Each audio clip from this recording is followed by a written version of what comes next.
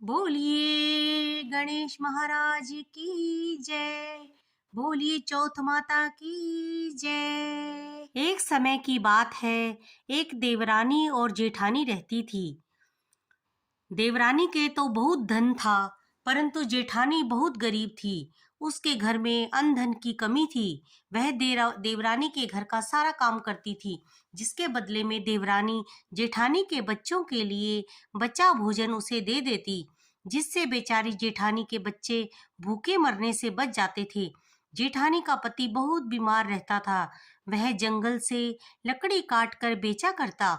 माघ के दिन संकटा चौथ का व्रत आया। जेठानी ने 5 रुपए का गुड़ व तिल लाकर संकटा चौथ का व्रत किया। तिलकुटा बनाया। कथा सुनकर पूजा करके बचा हुआ तिलकुटा छींके पर रख दिया और सोचा कि जब चांद आ जाएगा तो उसे अर्घ्य देकर वह उससे मुंह जूठा करके अपना व्रत पूरा करूंगी। कथा सुनकर वह देवरानी के यहाँ आई। खाना बनाकर बच्चों को खाना खाने को कहा तो बच्चों ने कहा, आज माँ का तिलकुटा का व्रत है तो हम माँ के साथ ही खाना खाएंगे। देवर से भोजन करने को कहा तो उसने कहा कि मैं अकेला कैसे खाना खाऊं, जब सभी खाएंगे तो ही खाऊंगा। जेठानी से देवरानी ने कुछ भोजन देने को कहा तो देवरानी बोली, बिना कुछ खाए ही मैं कैसे तुम्हें भोजन दे दूं? सुबह आकर बचा हुआ भोजन ले जाना। इधर जेठानी के बच्चे यह सोच सोच कर खुश हो रहे थे कि आज तो तिलकुटा का व्रत है तो माँ आज चूरमा दाल बाटी लेकर आएगी। घर में पति व बच्चे भोजन का इंतजार कर रहे थे। घर में जब वह खाली हाथ आई तो बच्चे रोने लगे। पति को भी उसे देखकर बहुत गुस्सा आ गया।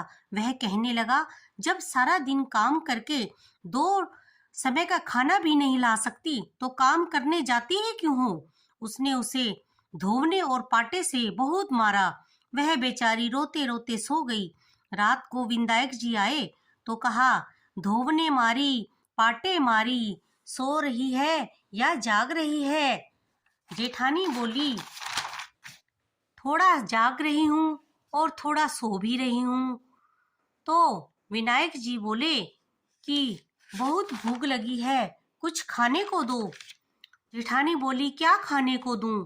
आज तो घर में अन्न का एक दाना भी नहीं है। छींके में गुड़ व तिल पड़े हैं, वही खा लो। फिर विनायक जी बोले, धोवने मारी, पाटे मारी, निपटाई लगी है, कहाँ निपटूं? बेचारी जेठानी के यहाँ शौचालय तक नहीं था। उसने कहा, ये घर पड़ा है, जहाँ इच्छा हो वहाँ निपट लो। विनायक जी बोले, अब कहाँ पहुँचूं? जेठानी गुस्से से दुखी होकर बोली, मेरे सिर से पोंछ लो। विनायक जी ने उसके सिर से पोंछ कर चले गए। सुबह जेठानी उठी, विनायक जी उसके सिर से ही पोंछ कर चले गए। सुबह जेठानी उठी तो देखती है कि सारा घर सोने चांदी से भरा है और उसके सिर पर हीरे मोती रतन जवाहरात चमक रहे थे। उधर जब जेठानी काम पर नहीं आई तो देवरानी ने कहा अपने बच्चों से, ओ अपनी ताई को बुला लाओ, सारा काम पड़ा हुआ है। कल उसे भोजन नहीं दिया तो शायद गुस्से के कारण वह अभी तक नहीं आई। बच्चे अपनी ताई को बुलाने उसके घर गए। उन्होंने कहा, माँ आपको बुला रही है। दुनिया में और कोई मौका चूक जाए पर देवरानी जेठानी कहने का मौका नहीं छोड़ती। जेठानी ने कहा, बेटा मैंने बहुत दिन तुम्हारे यहाँ काम किया, अब तुम अपनी माँ को ही मेरे यहाँ काम करने भेज दो। बच्चों ने घर आकर अपनी माँ को सारी बात बताई और यह बताया कि माँ ताई का सारा घर हीरे मोतियों से जगमगा रहा है। देवरानी भागी भागी जेठानी के घर गई और घर का सारा नजारा देखकर हैरान रह गई। उसने जेठानी से सारी बात पूछी और अपने घर चली आई। आते ही अपने पति से बोली कि आप मुझे धोवने और पाटे से खूब मारिए। पति बोला, भगवान मैंने आज तक तुम्हें पाटे से क्या हाथ तक नहीं लगाया। वह जिद करने लगी तो उसने उसे पाटे से मारा। उसने रात को चूरमा बनाकर छींके पर रख दिया।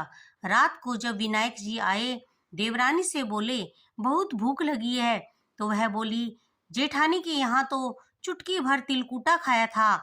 मैंने तो देसी घी का चूरमा बनाया है, जी भर कर खाइए। फिर विनायक जी बोले, अब कहाँ निपटूं? तो वह बोली, मेरे घर में कहीं भी निपट लो। और निपटने के बाद गणेश जी बोले, अब कहाँ पहुंचूं? तो वह बोली, मेरे सिर पर पहुंच लो। विनायक जी ने ऐसा ही किया और चले गए। सुबह जब वह उठी तो सारा घर ही गंदगी से भरा पड़ा था, वह भी गंदगी से लथपथ थी। वह बोली, हे विनायक जी, ये क्या किया? मुझसे रूठे और देवरानी पर टूटे। उसके पति को जब उसकी करतूत का पता चला तो उसने उसे बहुत मारा और कहा, तेरे पास इतना कुछ था, फिर भी तेरा मन नहीं भरा। वह गंदगी को साफ करने की जितनी कोशिश करती और वह बढ़ती ही जाती। थक कर वह गणेश जी से विनती करने लगी।